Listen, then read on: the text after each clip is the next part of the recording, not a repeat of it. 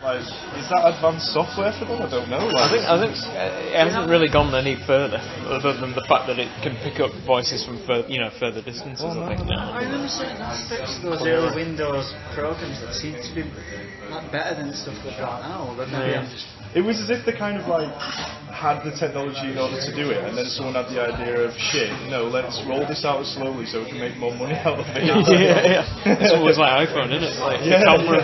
Let's make the camera on this is so much better than any iPhone ever. Yeah. Oh yeah. The reality becomes a consumer society that you only realise when you get to about 15, when you realise actually some things aren't getting better. Yeah. Like. Especially not Mars bar size. Oh no. Chocolate sizes, no. They're all going down. No, Oasis bottles. I mean, Oasis bottles are tiny. You'll be like getting some, Spencer Wells to take at some point. You'll be getting Liam Gallagher to drink the drink for you, and you have to pay to see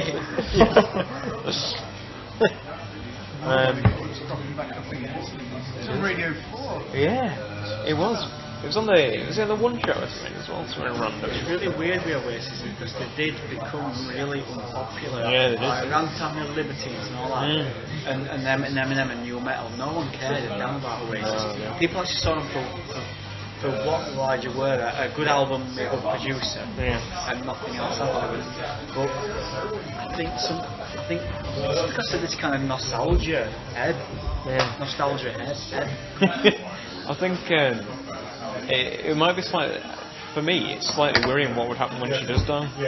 Because I think that's when things will change, if they're going to change. I think that's when society's going to change. They're a really good film, actually. I don't expect anything about the royal family to be good, but sometimes they make really good films, and this one were about exactly that, this crisis, and because Charles, he's like, he might actually use some of the powers that, because he's a bit of a, he's opinionated, isn't he? Yeah, he's got, It's not. And if that raises its head again, that would be the last thing that we need as a society now. I mean, it would be a Russian moment, I think. I need to be quick. The popcorn for the rest of the the interesting. Well, no, I wouldn't go as far as say interesting. That's a bit egotistical, but it'd be interesting to see. Say, for example, I don't want to bracket into just this, but say like a faction of Brexit voters and how they saw that, because I do think that, and not just Brexit, Remainers as well, but I think a lot of society is generally pissed off with the way that 21st century government is running. And maybe actually the influx of almost like a dictatorial voice like Charles, because there also are royalists among us, you know what I mean? Is that like actually it could maybe be taken as a good thing rather than we're having his rights taken away from us because I don't know. Think about it. I mean, we've never really stopped being a Christian culture. And I still think in the bottom of everybody's heart is the kind of that culture, even with left-wing people who kind of try to fight it. There's this kind of desire to be told what to do sometimes, because even with the oldest democracy, if you like, currently around, they're still there. Lord of the Rings were kind of happening. Even though do you think we would finally have that revolution that we never had in England, because it was been put off for different reasons each time? I'd like to think so. But do you think the worst thing is, would it come back really powerfully because it's been repressed for so long? Would it be an absolute fucking bloodbath? I'd like 60% of the population in support of keeping the monarchy. As it is now, this is the thing. What would happen when that dynamic changed? I've often wondered how I'd feel about it if it was just symbolic power. It weren't based it kind on of is economic. But I mean, it's still a hell of a lot of money. But they also bring a lot. It is balanced quite well. But I just wonder, if there weren't that inequality. And they were kind of almost literally the equivalent of them having a detached house and me having a semi-detached house. Proper royal family. I wonder if it was that level, how I feel about it. I mean, that's just me asking. I'm not even. I mean, ideally, if the worlds came closer, the class barriers came. I mean, ideally, I mean, I see myself as a progressive, so I'd want to see that well and truly history. I mean, I'm just like throwing things out here. I don't have anything against it. But what I was thinking about, which I say that I'm not even finished because I'm screwing up a bit on this MA. This idea that the crises at the moment, and we're just talking about the form because we haven't got the structures or the language there to kind of articulate our people. That's what you were saying. So this idea of innate, but even for I think whether it's progressive or conservative, I think none of those things that can represent those desires these days actually tap into the way people actually feel, which is the language, because we've talked about it with John, it's sort of kind of showcased with the Catalonian situation where there's this desire for something that the structures we've got don't even recognise they exist in. So we can't even get the language we've got to recognise what we want. And this is the problem. Language is kind of it's deep that pride in 250 years of like industrialised society and nation states. It's hard to break out of that, and that's why it's been painful. That's why it's painful. It's really painful. And I know about the kind of this. Not just to pick one example, but sex scandals in this country at the moment. Whether you want to say it's powerful people who are being corrupted by the power and taking advantage.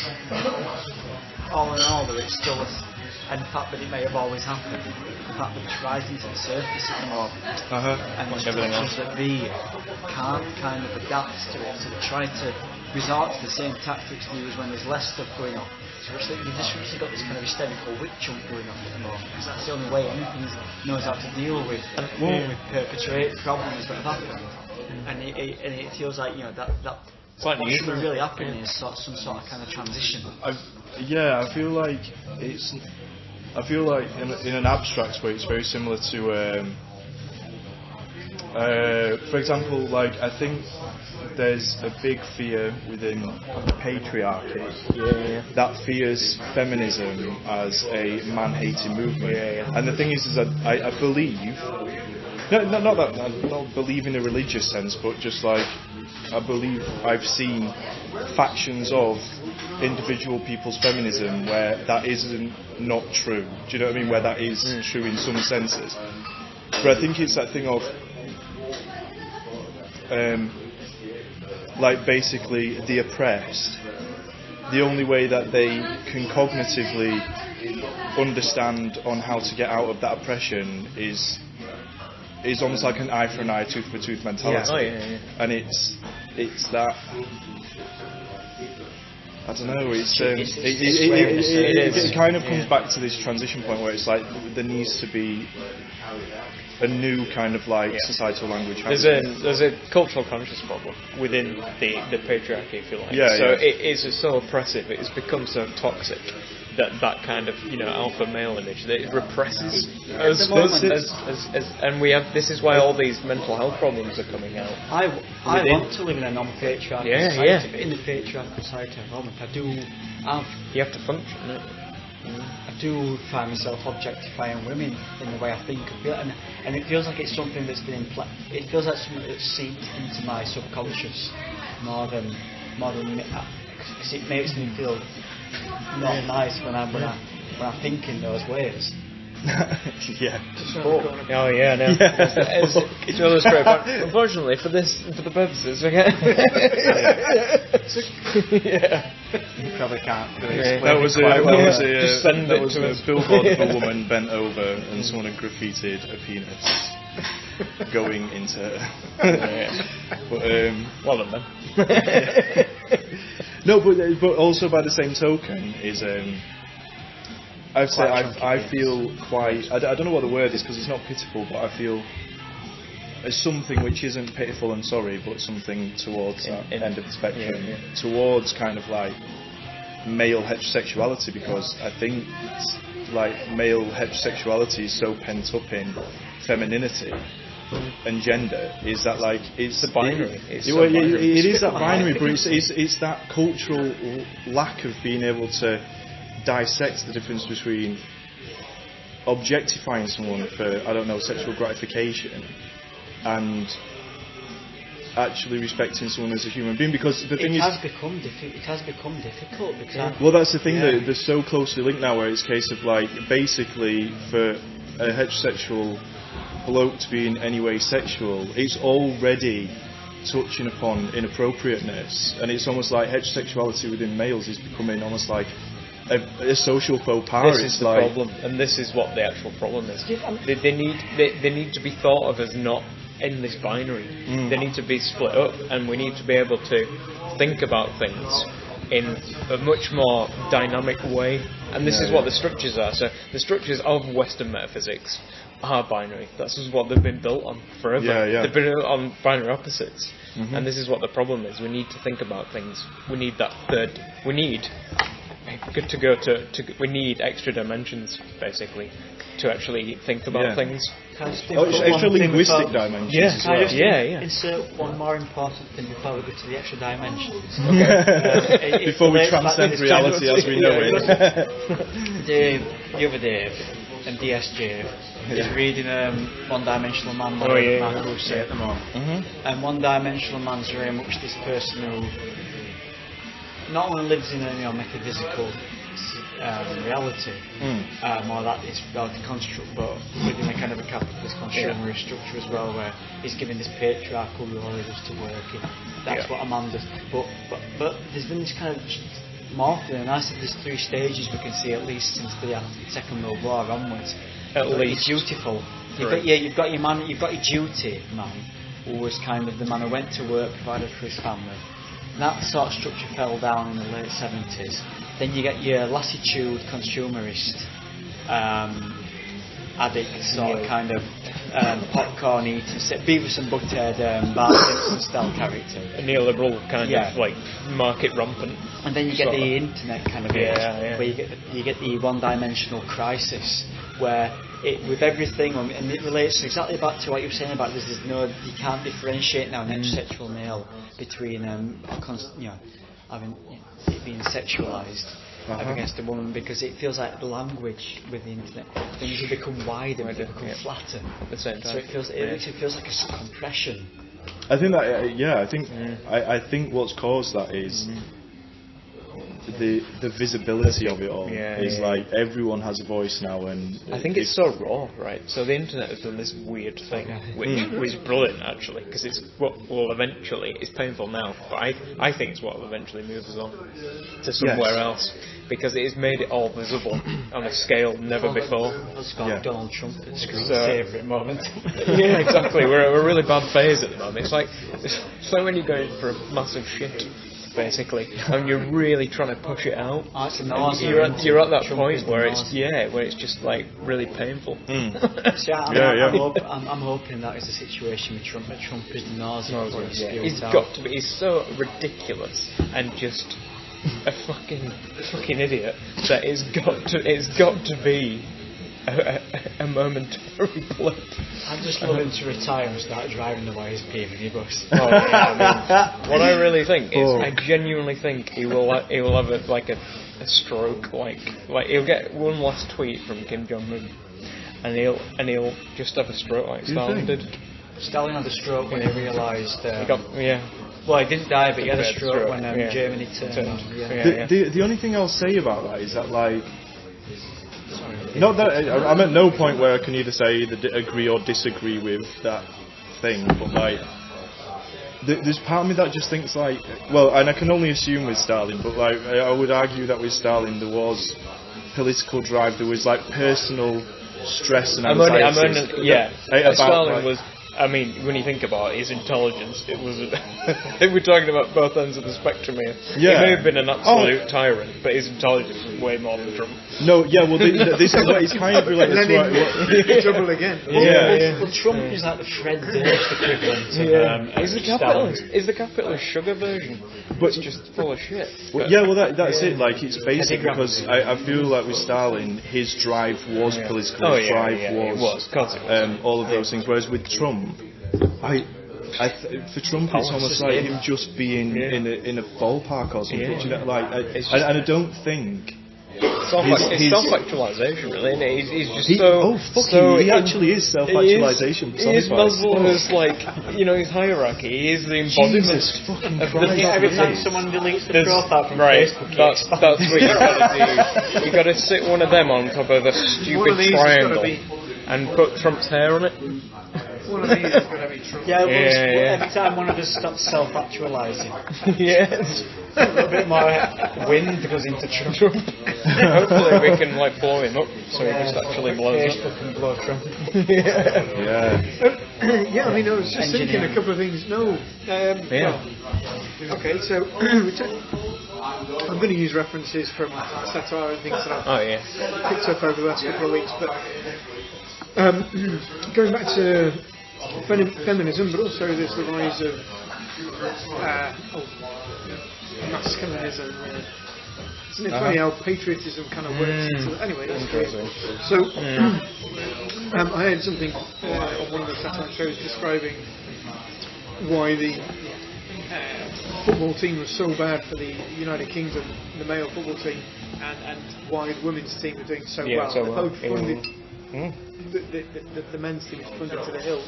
But it was described as they fought like strangers just met in a car park, whereas with all their infighting, whereas the women's team actually worked together as a team. Now, it's a bit of a tenuous link here, but I just heard a really good soundbite as well on the way here. It was saying that the Lutherans, all good Lutherans, they couldn't drink or smoke, so their release was to belong to a choir and singing and the freedom of belonging to that collective. To something. So I think it's the freedom that's missing, not necessarily dimension, but I think in Catalonia, in people wanting to be feminists, whether they are or not, and people wanting to be something, in a group, an identity crisis again. Definitely. This definitely is it, because it's exactly, and it is this collective. It's a need for collective consciousness within hate groups. Trump or love Trump, and you can belong to a group again. It's so brilliant. Fundamental. We could actually get that point where there's something really changes, properly changes. The sort of thing that George Monbiot is trying his hardest to kind of bring into just say without getting himself destroyed by the academia itself. He's just looking at all these all this evidence that's coming through science, neuroscience and everything. Exactly. This is where I fall short. I have to reference somebody referencing this stuff, but talking about so much stuff that's just proving how there's nothing that comes close to us in the animal world, which is altruistic as a human being. We're off the scale of the altruism. It's the consciousness that brings about is what we call consciousness. That's the words that we use to describe it. How painful it must be. You think about it in that context and think, well, how painful must it be? It must be a social structure that denies society itself. Exactly. And that's the problem, isn't it? Like, so the whole point of this, like, frozen capitalism is it splits everybody off. So it doesn't give that collective need. It gives like kind of the falsity of it, the vision of it without, it gives us the photo without the actual, being there, and that's part of the problem. So it's a need to connect socially. That's what's driving these. It's insanity, man. An addiction.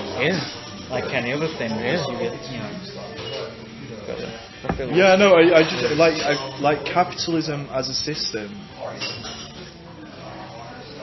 doesn't require community. The only way it actually brings about anything near community is people having a collective need to buy a particular product. That like, why don't everybody go shopping? Absolutely. In the way we do now. Actually, I think that's all I've got to say on it. But it's true. You're right. It predicates the individual. Like the point is, it makes the individual seem like you have power, buying power.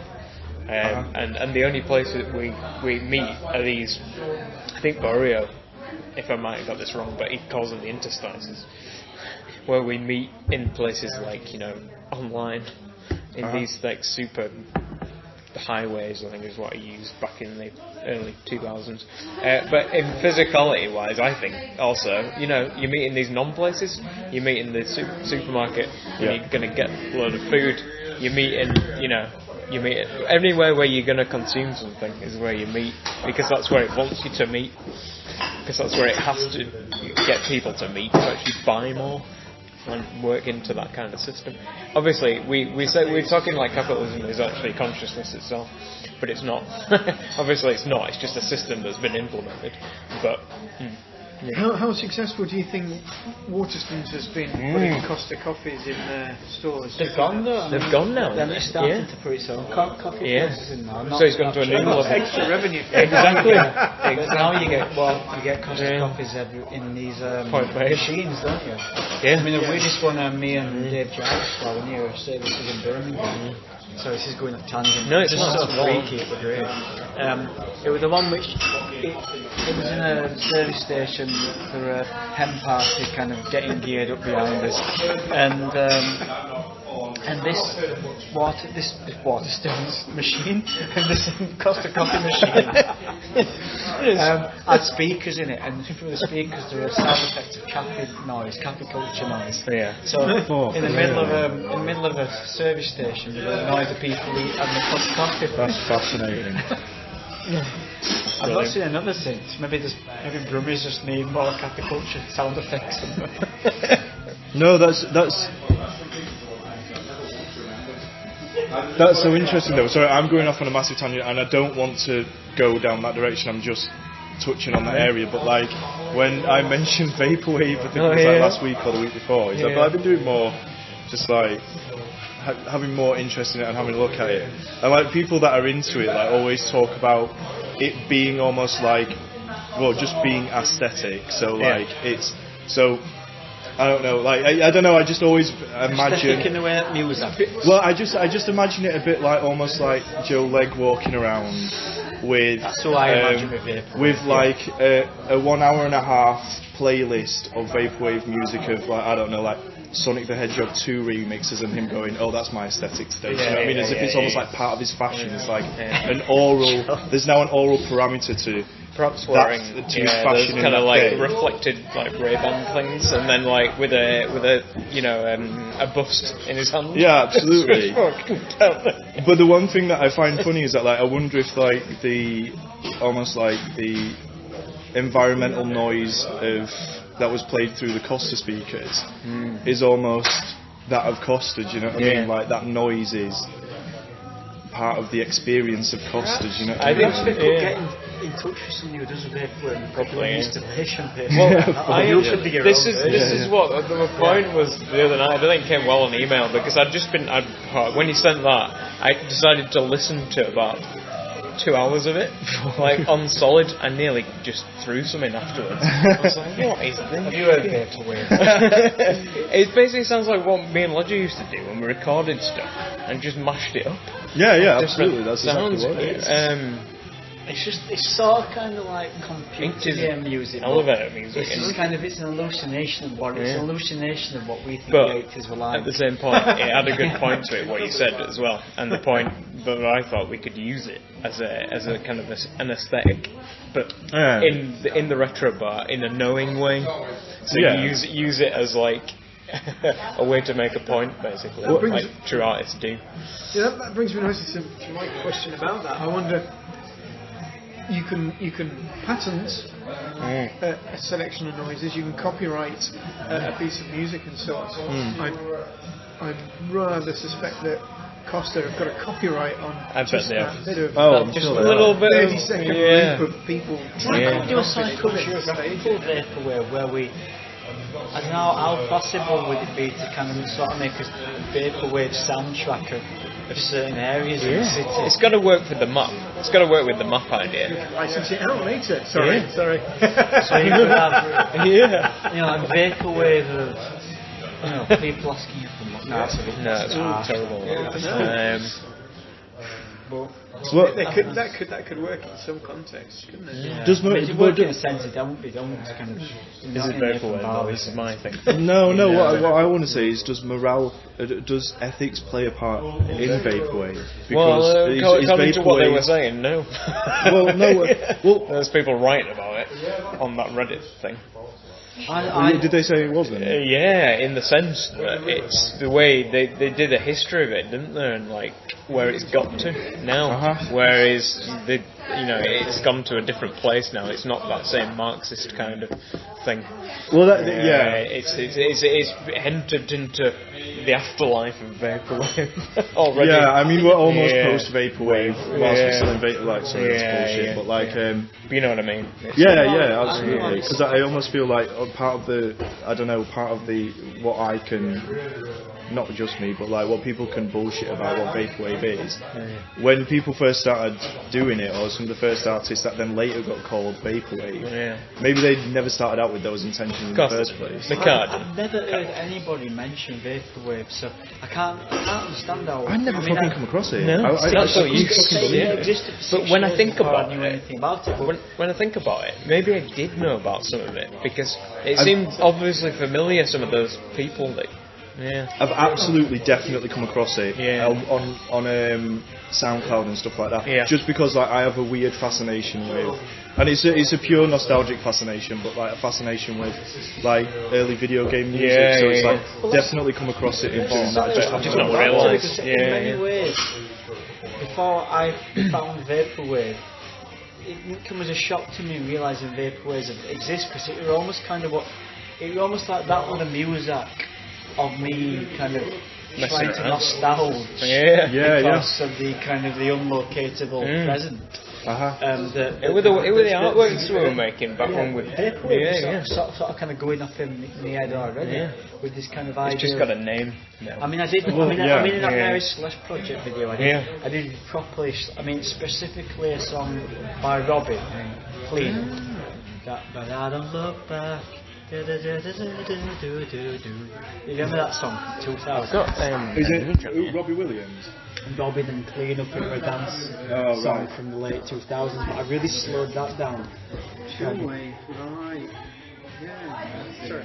But that and I really slowed down. This was at Manchester. This was at Manchester Contemporary, and it just made me think of it. You know what? Did you upload that to Facebook? Yeah. Because I was literally going to comment, and I was like, no, you're a prick. But like, I'm like, that is. I did it for you guys, really, because I was like, that was in one of the galleries. Direct reference. Yeah, it's gotta be. It didn't mention it. What the fuck was it called? Florals. Yeah. Like it has to be. Like if it's not, I'm sorry. That's plagiarism. It is. Floral shop is plagiarism. So. It sounds kind of what I mean. For example, that was just a thought. This thing again. Sorry, it's something we work through. Kind of, it seems a bit more kind of. Self, kind of confident at the surface level, but sorry, I guess it is kind of defamatory to bring him up, but I feel like we're actually only bringing him up as basically a subject, as an archetype. But he did stuff like that, but I didn't get a sense, just from his general essence as a person, that it was about, he cared about what it could be possibly kind of inferred as being. He was just doing it because it was cool. Impossibility of being. Yeah, but I think you get those two layers with everything. Sorry. I feel like you get those two layers with everything. I can't even think of another example right now, even though there's absolutely millions of them. But like Harris and Joe vaporwave themselves.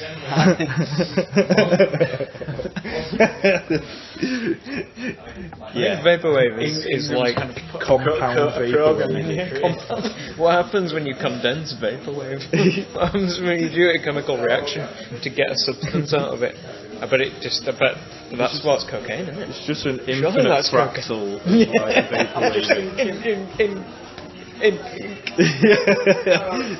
Before I get any more drunk, not that drunk, but before I do, should we at least kind of explain for the recording? John is not getting drunk. That's not what we do at these meetings.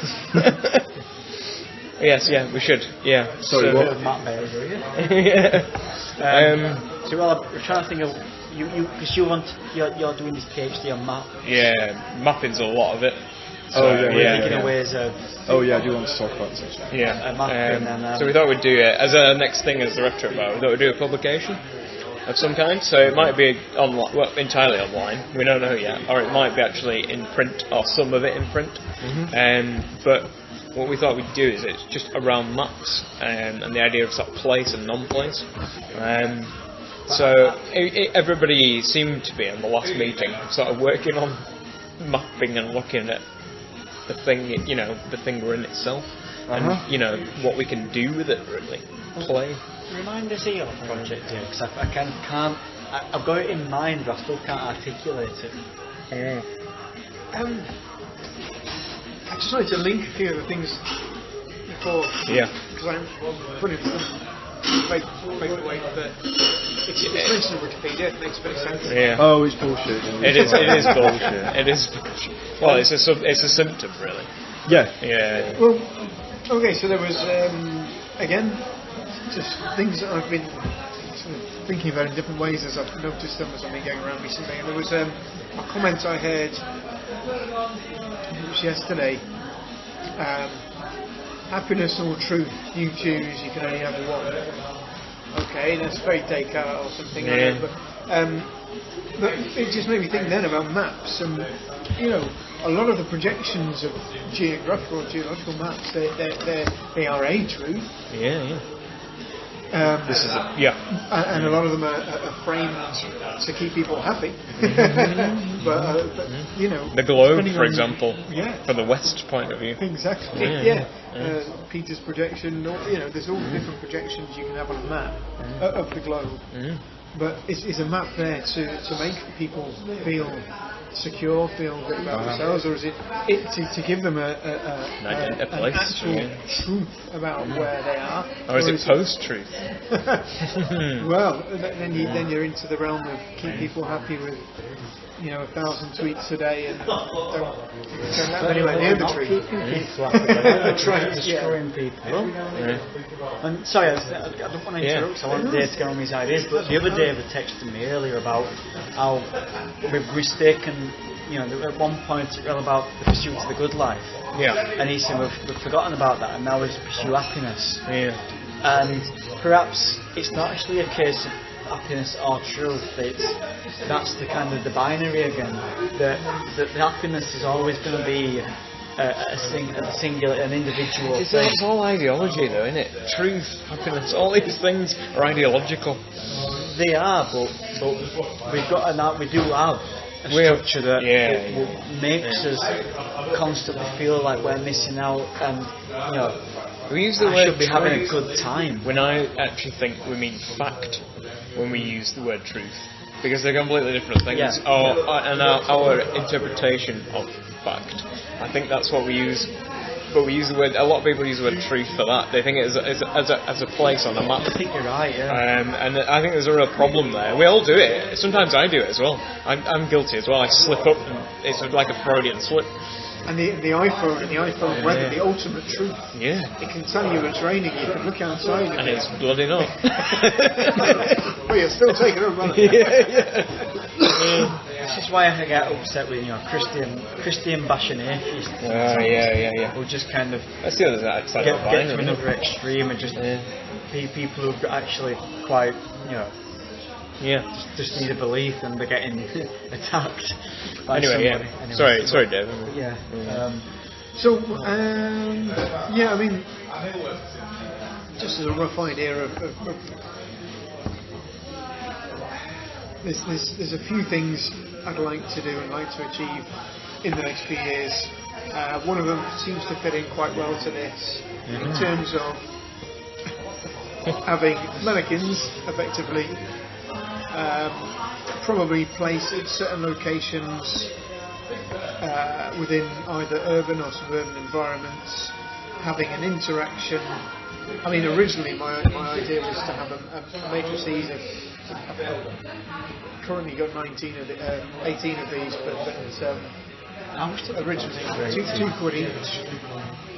But I take them apart and I'm going to glue the bits together rather than having these terrible cheap springs and actually.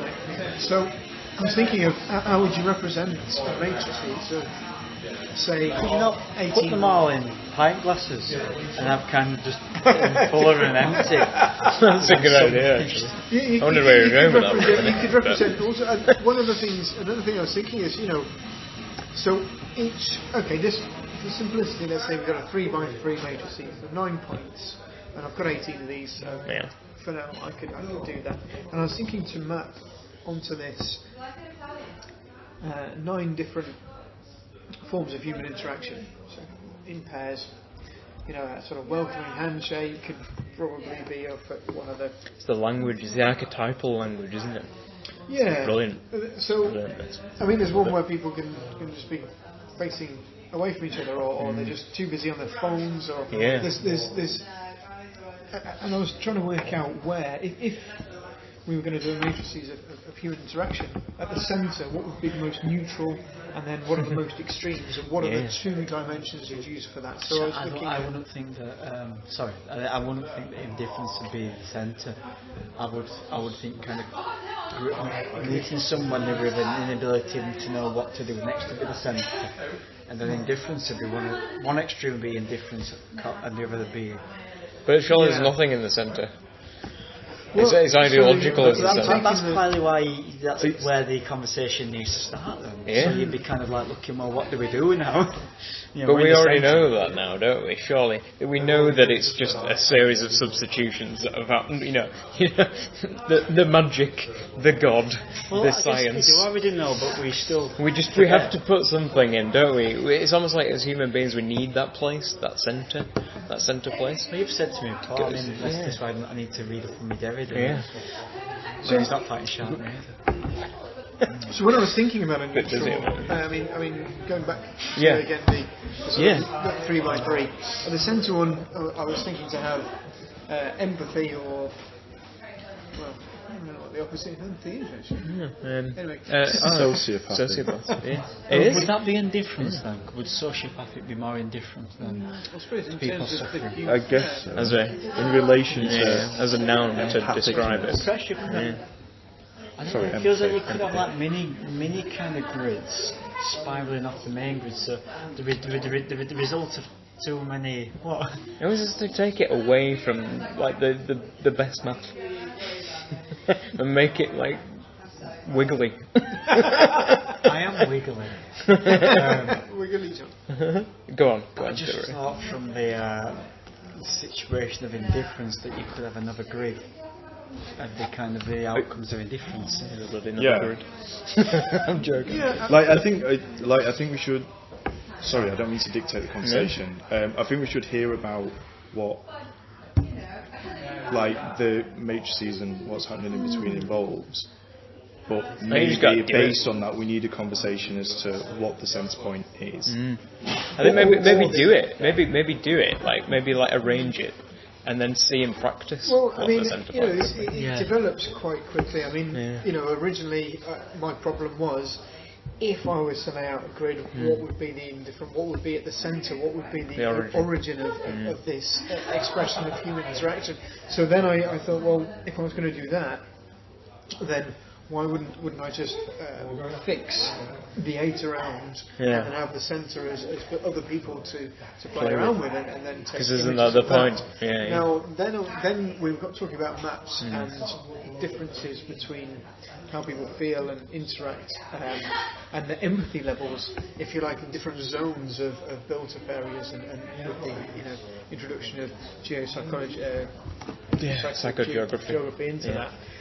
So then we were thinking about, placing people with either belongings or with people, with social interactions of different types on that sort of psychometric map, if you like. So then, just as a aside, really, I was thinking in terms of a sort of Rubik cube type arrangement to sort of express almost to the point where I want to buy like a mini. You can buy mini Rubik's cubes, stick them on the top, or in between the two people, so you can have a very simple interaction, a very common simple interaction where it looks like it's almost solved. But at one end of the scale, you'd have totally mixed up. What the fuck's going on here? People fighting. There's no empathy, and then the second damage to be decided. But then also the interesting point that why do we take the origin at the centre? Why wouldn't you have the neutral as the starting point and the X and Y just coming off from that instead of And what I was thinking is we could do this installation, and to coincide with the publication, and as part of it as well. So, it's the documentation of it is we just do it, and it's in the publication, and then also we recreate it on the actual opening, because we were thinking of having some kind of perhaps protest event, really, weren't we? Some kind of actual social function where we actually we did something political rather than it needs a lot of thought. That would have made. I mean, it were largely down to its location that it ended up being literally our own party that failed. But, I guess we want to do something a little kind of like just saying, we know. Because we want to change something, don't we? That's what we're doing here. That's the whole point of the retro about the individuals. It's to change the situation that we're in. We don't know what it's going to, and that's the beauty of it. Nobody really knows what it's going to. But it's this kind of idea as a group, as a collective. What we really do is we change things, even if it's just a little bit. It's worth. Surely it's worth something. So I don't know about you, Ben. What you think with it's just the map. Map is the only kind of is the brief is colon map. Yeah. Okay. So you do whatever you want, basically. Okay. And then what we thought is by like December time we would come up with our ideas each, and then we'd kind of just meet again and really decide how we were going to collate them and do them, actualise them. Map. Okay. Well, I mean, that's massively. I mean, the idea I've got, the couple of ideas I've got, are not actually kind of map drawing. No, it's just mapping. Could literally be kind of trying to connect. That's what Dave said. That's what Dave said, didn't he? I mean, he put it perfectly. It's kind of it's an ideological system. It's a map. There is a dimension to each of those interactions, and again, we were talking about entropy before with regards to how mixed up a simple representation. I mean, if you put it down to the physics of it, the mathematics of it, you when you construct a map, when you do sort of cartography, you're physically making it using certain parameters, but. I can't make a map without knowing the maps from what the map maps looked at when I was young.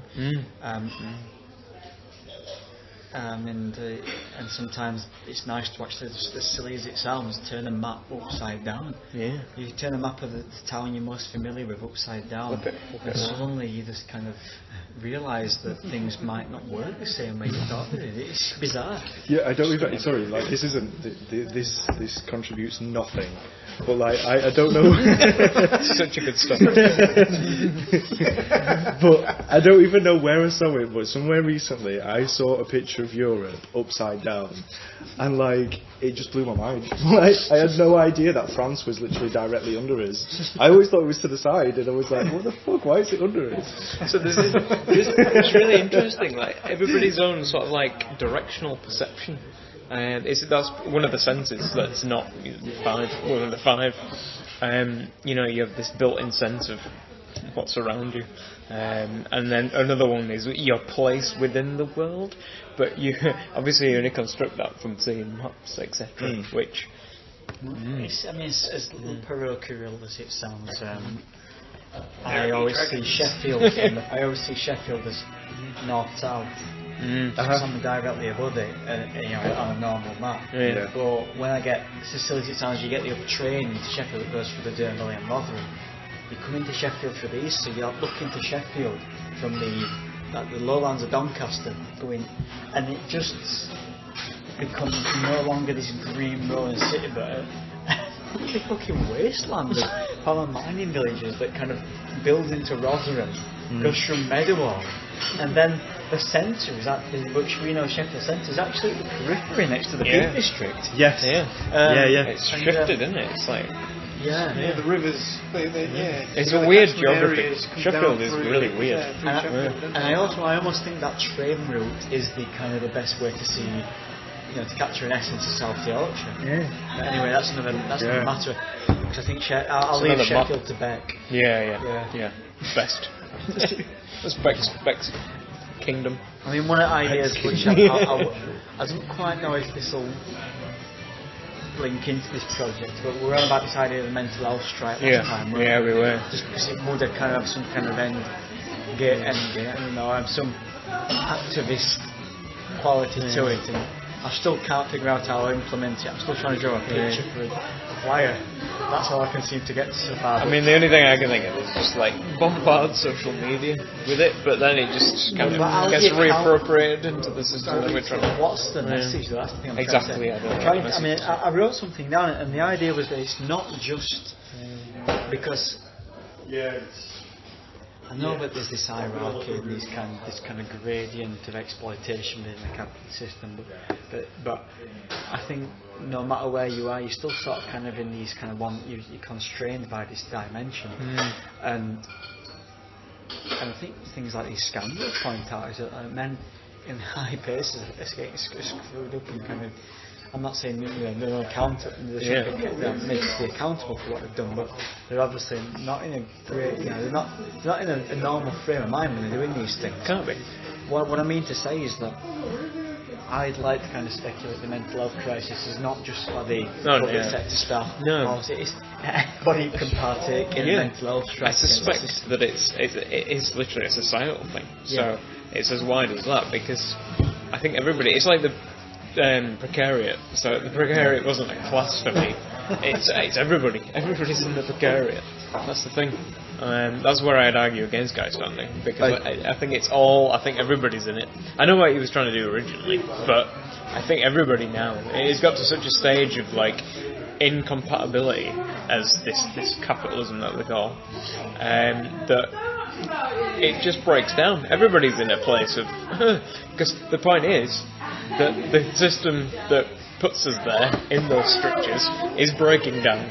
So it is the structure itself that is embodied by the precariat. You have to find a middle way. There's only so long you can listen to grey-haired history tutors lecturing white working class people walking down a precinct who don't give a shit.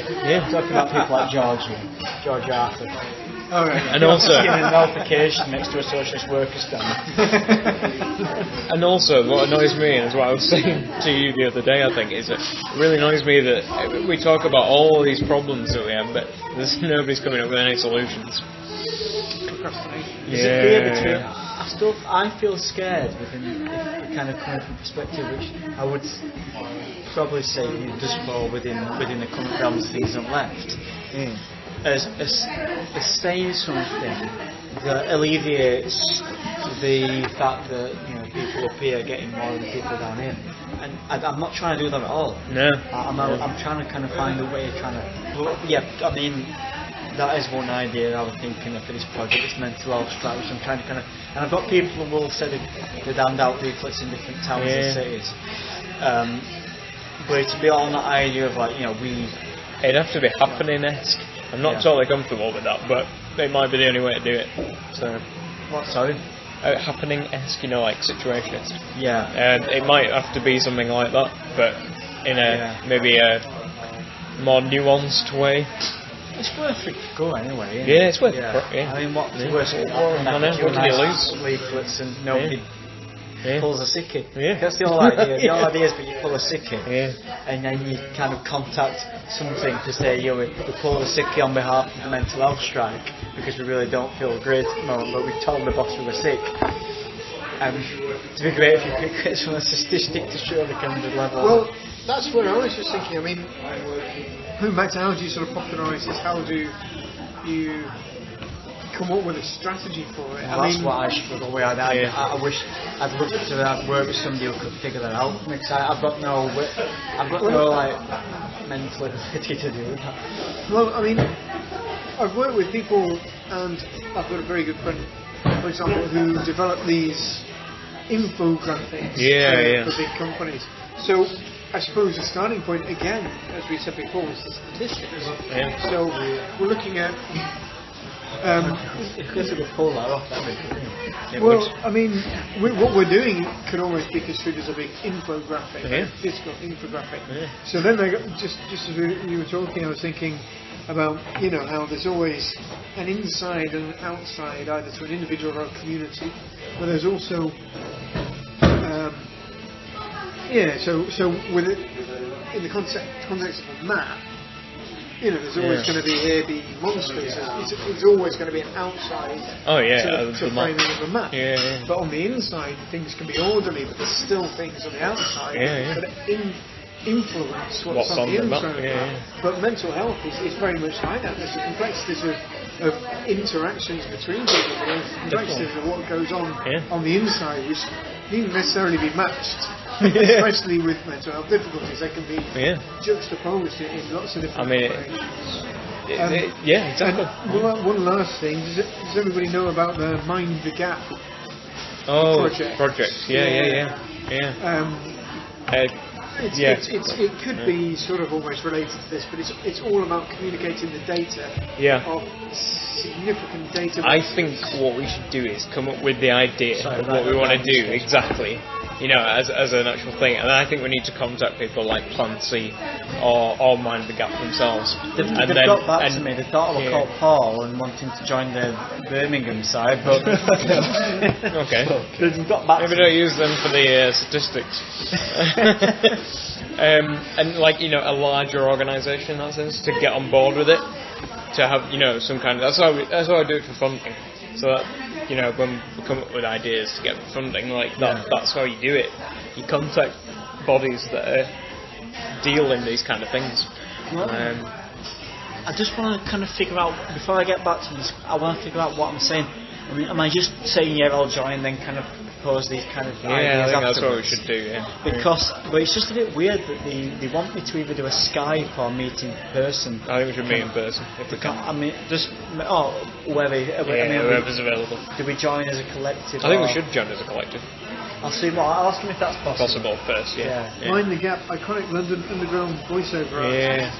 Okay, there's lots of lot different Mind the Gap things, isn't there? I mean, Matt buried it in mine. That was my first reference, to be honest. When you said Mind the Gap, I was thinking. Oh, right. Well, there was a project, a European-wide project, and this Swedish doctor, professor, I can't remember his name now, which is annoying. He died recently, unfortunately. Really passionately brought together all the social and economic statistics which give people different life chances. So, for example, they've got graphs. But these are 4-dimensional graphs, so they have groups of individuals, on these maps over time. I'm just trying to look for the reference now, but I can easily send the link over. I'll put the link on. Because wasn't that what we kind of got to at one point with the ideas for these 4-dimensional, these graphs that go 4 ways with these maps of them? Well, with those human interactions, you could, by the virtue of the interaction itself, you can display a dimension of, either oppression or superiority or economic inequality. But then also that can be conveyed by what people are holding. Somebody's got an iPhone, somebody doesn't have anything. I don't know. It just gets. You can actually display a few dimensions on there.